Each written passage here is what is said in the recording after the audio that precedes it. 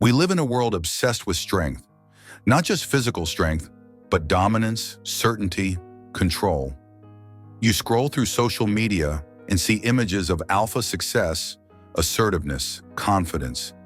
And yet, beneath the surface of many of these polished lives lies a hollow foundation. The truth is this: real strength isn't loud, it isn't controlling, it doesn't boast. Most of what people call strength today is just insecurity wrapped in pride. So what does weakness really look like? Not in the obvious sense, not failure, not fragility, not sadness, but in subtle, self-defeating behaviors that keep you stuck, small, and disconnected from your true potential.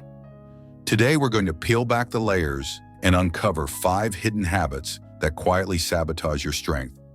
Habits that modern Stoicism warns us about. Habits that disguise themselves as normal, even necessary, but in truth, eat away at your resilience. And before you start pointing fingers, understand this. This is not about other people. It's about you. Because if you recognize even one of these traits in yourself, you have a choice: to keep feeding them or to root them out and begin a transformation. Let's begin. 1. The need to be right all the time.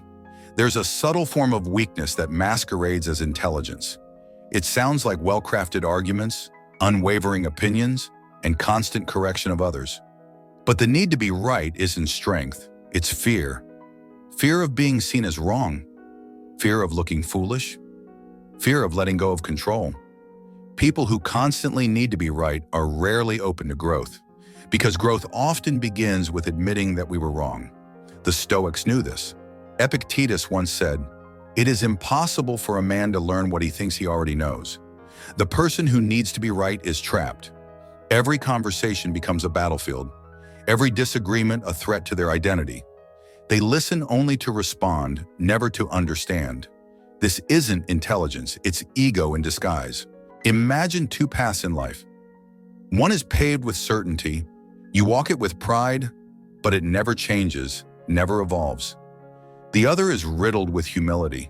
You stumble, you get things wrong, but with each mistake, you grow stronger. Which one do you think leads to wisdom? It's not easy to admit you're wrong, especially in a world that punishes uncertainty and worships conviction.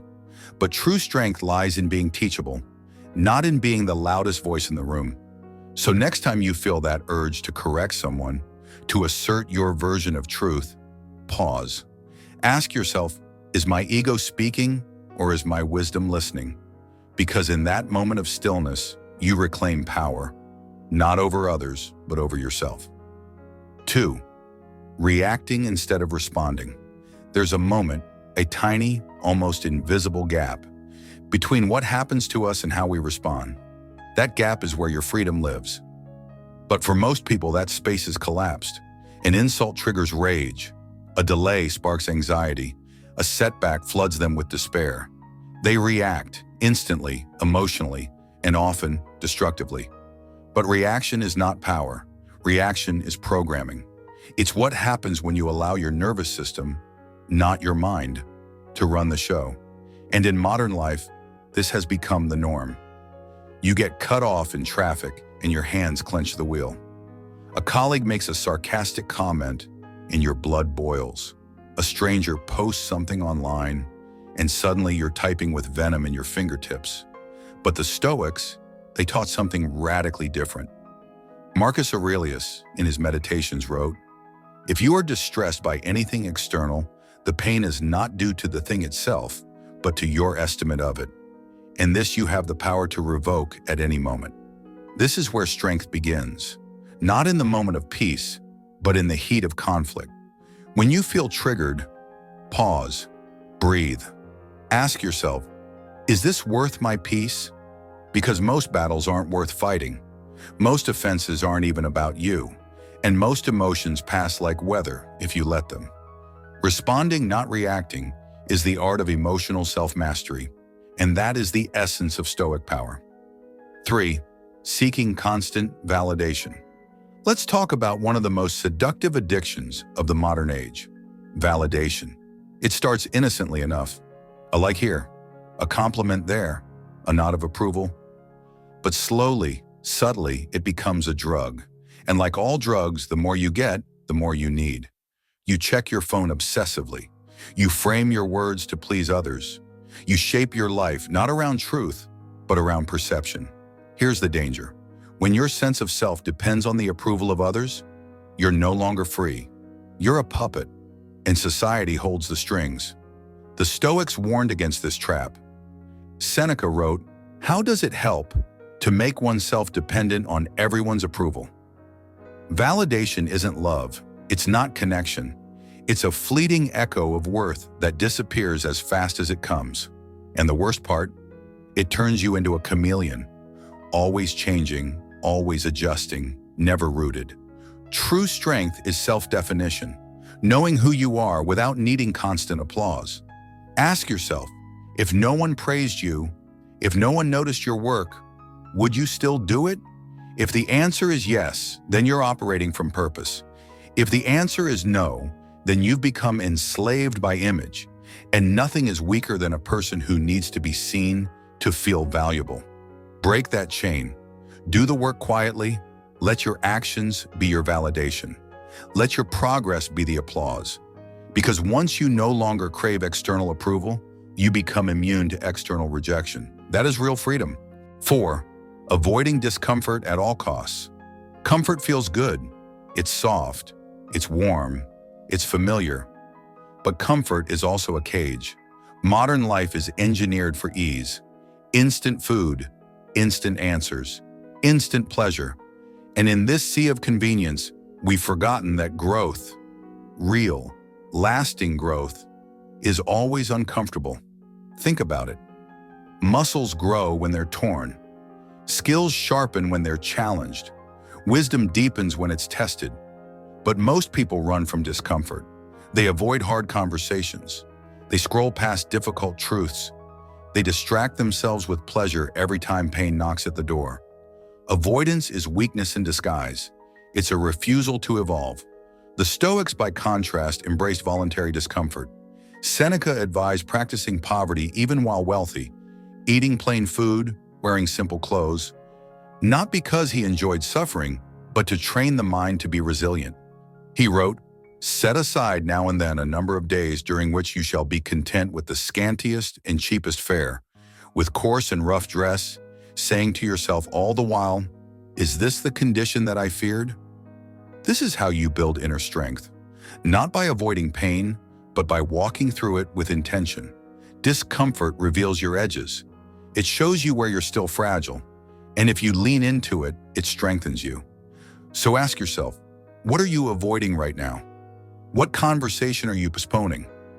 What task are you procrastinating? What fear are you running from? The cost of comfort is your potential. Don't pay that price. Instead, walk willingly into challenge. Face it, wrestle with it, grow from it. Because every time you choose discomfort over ease, you become a little more unshakable. 5. Overconsumption of information. We live in the age of endless knowledge. At any moment, you can access centuries of wisdom, instruction, and insight with a few taps on a screen. And yet, we're more distracted, more anxious, and more overwhelmed than ever. Why? Because consuming information is not the same as applying wisdom. Many people pride themselves on how much they know. Podcasts, books, tweets, videos. They binge knowledge like junk food, but never digest it. The result? Intellectual obesity. The Stoics understood this deeply. They didn't chase endless theories or philosophies. They focused on living principles, simple truths, practical application. Epictetus was blunt. Don't explain your philosophy, embody it. The person who scrolls motivational quotes all day but never applies them is just as lost as someone who never read them at all. Information is only useful if it transforms you. So the next time you read something powerful, stop, sit with it. Ask, how can I live this? How can I practice this? One insight fully lived is worth more than 1,000 facts memorized. Don't chase noise. Chase depth. Chase clarity. Chase transformation. Because in the end, wisdom isn't about knowing more. It's about needing less. We've covered 5 hidden habits that quietly erode your strength, from the ego's need to be right to the soul's craving for comfort. And as you've probably realized by now, these aren't just traits other people have. These are habits we all fall into, sometimes daily. But the beauty of Stoicism is this: awareness is power. And once you see the weakness, you can begin to replace it with strength. In part 2, we're going even deeper. We'll explore the behaviors that seem harmless, even productive, but are secretly sabotaging your focus, your confidence, and your peace. And we'll walk through the Stoic principles that will help you cut through the noise and reclaim your power from the inside out. So if you're ready to shed the illusions and live with clarity, presence, and unshakable resilience, stay tuned. Part 2 is where the transformation truly begins. Let's begin. 1. Why we fear losing control. We fear letting go, not because we lack ambition, but because deep down, we are terrified of what happens when we're not in control. We fear that if we stop forcing life, we'll be left behind. That if we stop pushing, everything we've built will crumble. We confuse control with safety, with power, with worth. But control is a fragile illusion. Think about it. The tighter you grip water, the more it slips through your fingers. Life is the same. The more you try to control every outcome, every detail, every person, the more life resists you, the more anxiety you invite in. You start managing possibilities instead of living in reality. This is what Alan Watts meant when he said, "The more we struggle for life, the less we have it." You suffocate life when you try to own it. It's like trying to own the sky. You can describe it, admire it, paint it, but you'll never hold it. And still, we try. We try because control gives us the illusion of certainty, and humans crave certainty almost as much as they fear chaos. But here's the paradox. The more you pursue certainty, the more uncertain life becomes. Because life by its very nature is wild, unpredictable, and deeply uncontrollable. The truth is this: you never had control. You had influence. You had participation. You had presence. But control, that was never real. And when you realize that, something strange happens. You stop resisting. You start breathing. You start living. 2. The dance instead of the climb. Modern life frames everything like a climb. Climb the ladder, climb the ranks, climb the algorithm. Always upwards, always faster, always more. But Watts didn't see life as a climb. He saw it as a dance. A climb implies you're trying to get somewhere, that the purpose is at the top, that fulfillment is a future event, that success is a destination. But a dance? A dance doesn't have a destination. You don't dance to reach the end of the song. If you were trying to get it over with, you'd be missing the point entirely. You dance because of the joy in the movement, the feeling in the rhythm, the connection in the now. You let go, not to give up, but to join the flow. The same is true for life. You're not here to win at living. You're here to live. And ironically, the people who truly succeed, not just on paper, but in spirit, are the ones who learn how to dance with life. They don't dominate it. They harmonize with it. This is what it means to surrender. Not to become passive, but to become present. Not to be lazy, but to be alive. Not to give up action, but to give up obsession with outcome. Because when you're too focused on the end, you miss the miracle of the middle. 3. Resistance is suffering. Here's a truth that's hard to swallow. Most suffering is resistance, not pain. Pain is real. But suffering, that's when you fight the pain. That's when you demand that reality be different than it is. You resist heartbreak, so it haunts you. You resist failure, so it defines you. You resist change, so it breaks you. But pain, when allowed to move through you, passes. It's only when you clench around it that it lingers. Watts spoke of this through the metaphor of water. When you fall into a river, the worst thing you can do is thrash. It's counterintuitive, but the safest path is to float, to let the current carry you, not because you're powerless, but because resistance only deepens the danger. In life, you don't need to agree with every event. You don't need to like every moment, but you do need to accept it before you can transform it. Resisting life doesn't protect you. it paralyzes you. And when you stop resisting, you gain a strange new freedom, the ability to work with life instead of against it. You begin to navigate pain with grace. You begin to move through chaos with clarity. You stop fighting reality and start dancing with it. 4. You are not the thinker. Alan Watts often pointed out that we make a fundamental mistake. We think we are our thoughts, but you are not the voice in your head. You are the one hearing it. Let that sink in. You are not your anxiety. You are not your shame. You are not your inner narrator constantly judging, planning, worrying. You are the space in which all of it occurs. The problem is, most people live entirely identified with the thinker. They live trapped in a stream of mental commentary, believing every word it says. But thoughts are just mental weather. They come and go. They contradict.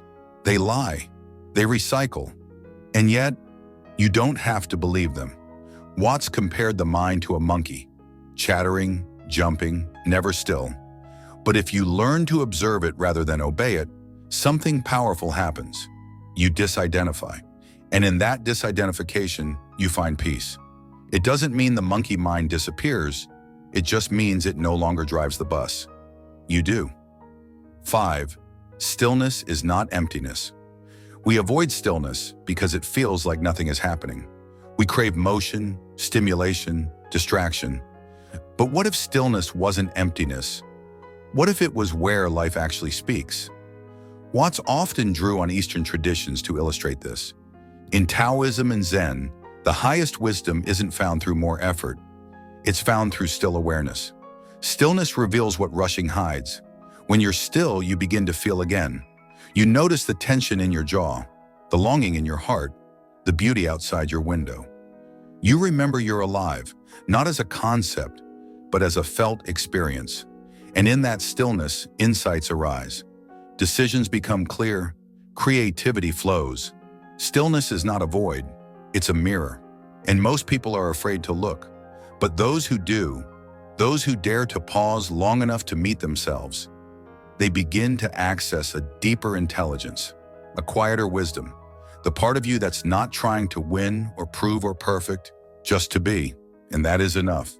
6. Freedom through letting go. There's a freedom you've never tasted because you've never let go long enough to experience it. We think freedom means having more time, more money, more power.